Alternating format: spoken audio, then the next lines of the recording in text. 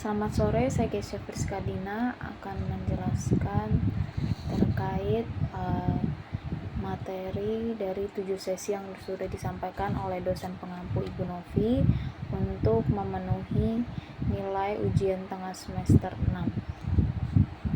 Saat ini saya akan menjelaskan terkait konsep dasar data warehouse dari pertemuan pertama atau sesi pertama. Jadi data warehouse itu adalah kumpulan data yang berorientasi subjek, terintegrasi, memiliki dimensi waktu, bersifat relatif, tetap, dan digunakan untuk mendukung proses pengambilan keputusan. Jadi dari data warehouse ini ada 4 karakteristik. Yang pertama itu ada subject oriented, yaitu data disusun berdasarkan subjek bisnis utama seperti pelanggan, produk, penjualan, dan wilayah, bukan berdasarkan aplikasi operasional tertentu.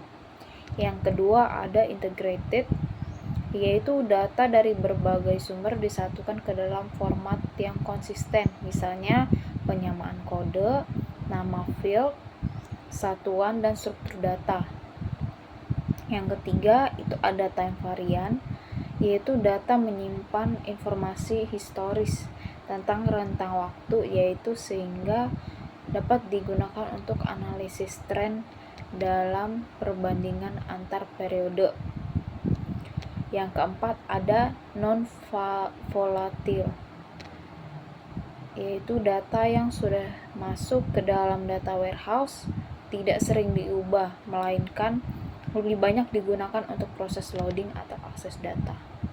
Jadi tujuan utama dari data warehouse ini itu mempermudahkan akses terhadap informasi perusahaan, menyediakan informasi yang konsisten juga, lalu mendukung organisasi agar mampu beradaptasi terhadap perubahan yang ada.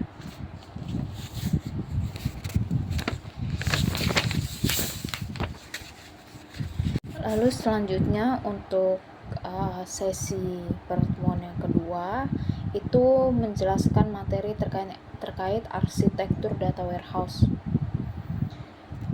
yang dimana arsitektur data warehouse itu struktur atau kerangka kerja yang menjelaskan bagaimana data dikumpulkan dari berbagai sumber, diproses, disimpan, dan dikelola, dan akhirnya digunakan oleh pengguna untuk analisis serta pengambilan keputusan.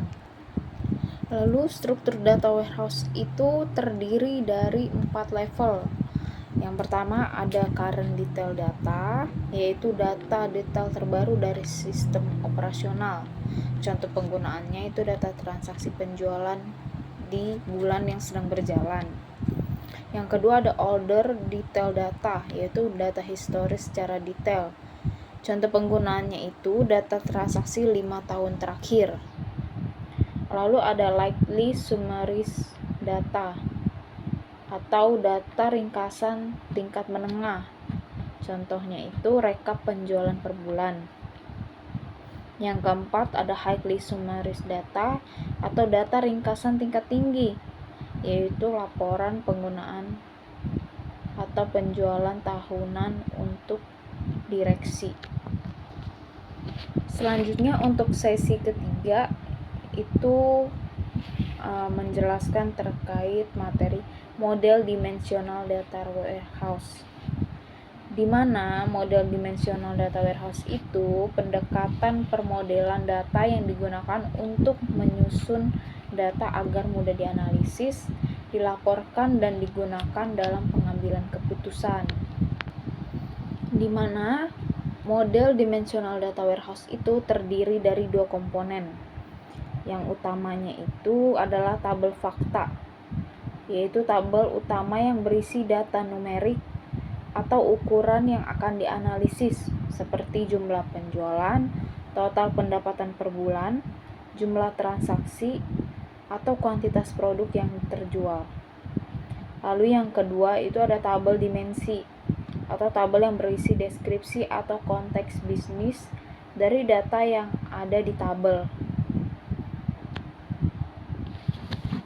Tabel dimensi ini biasanya tuh menjawab pertanyaan who, what, where, when, atau how.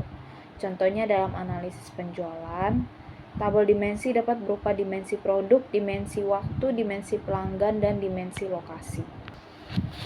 Selanjutnya untuk pertemuan keempat, menjelaskan tentang desain logika data warehouse, di mana desain data logika warehouse ini yaitu tahap perancangan model data yang berfokus pada bagaimana kebutuhan bisnis diterjemahkan menjadi struktur data yang mudah dipahami sebelum masuk ke tahap implementasi fisik.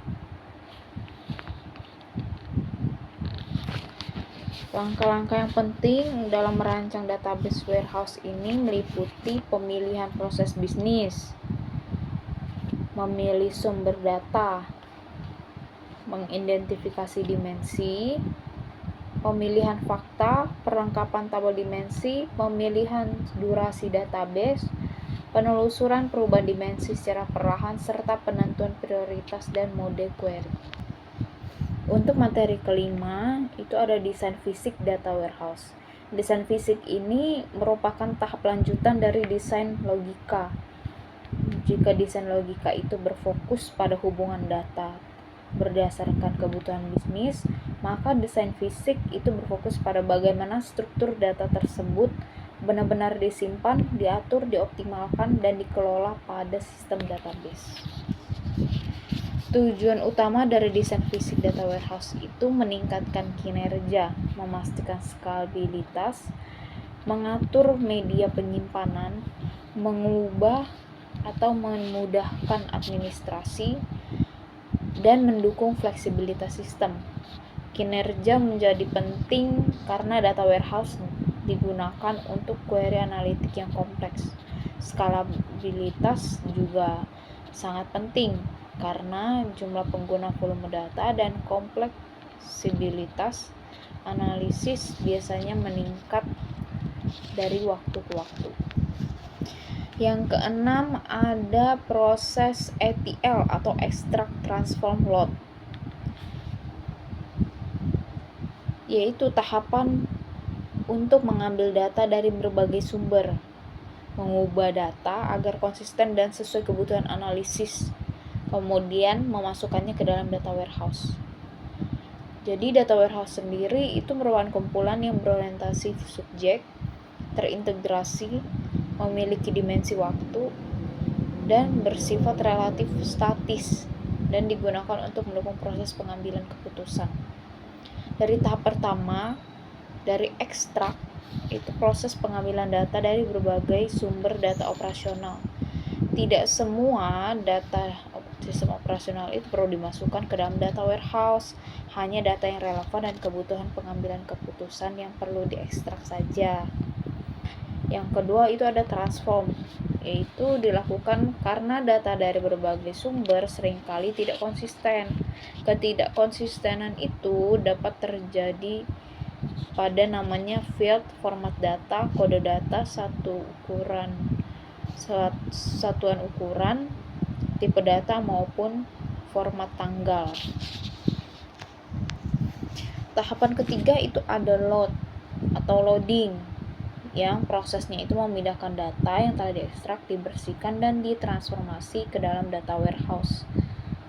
Proses ini dilakukan setelah tahap ekstraksi dan pembersihan data selesai.